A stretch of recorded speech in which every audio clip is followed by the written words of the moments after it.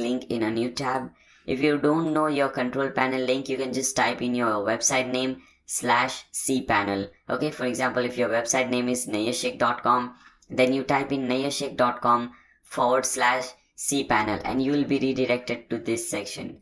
Once you come up over here, just copy the username and password from that email which you got from TMD and click on login. Okay, so this is our control panel. This is a very similar control panel. All the companies have a very similar control panel. There is a lot of options over here, but we don't have to do anything with these options. The option which we want is under Softaculous app installer, because we have purchased the hosting. We have our domain name. Now it's time to install WordPress on our domain name.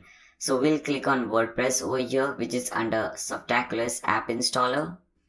Click on install now.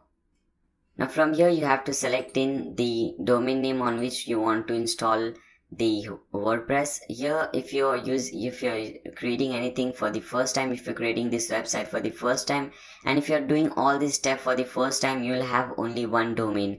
But I have done these things a lot of times, so I'll get a lot of options over here. So I'll select the domain on which I want to install WordPress. Select that domain. After that we have indirectory option. Now make sure this box is empty. By default WP is already written over here. Just delete that and make sure this box is empty. After that you have some site settings. You can give a name and description to your website. You can change these things later on, so there is nothing to worry. Then we have a very important section, which is the account section, the admin account section. Here you have to set in your username and password. Now don't do the stupidity of leaving this thing to default. For example, by default it is admin and pass. Just delete this thing. Make sure you change this thing as soon as possible.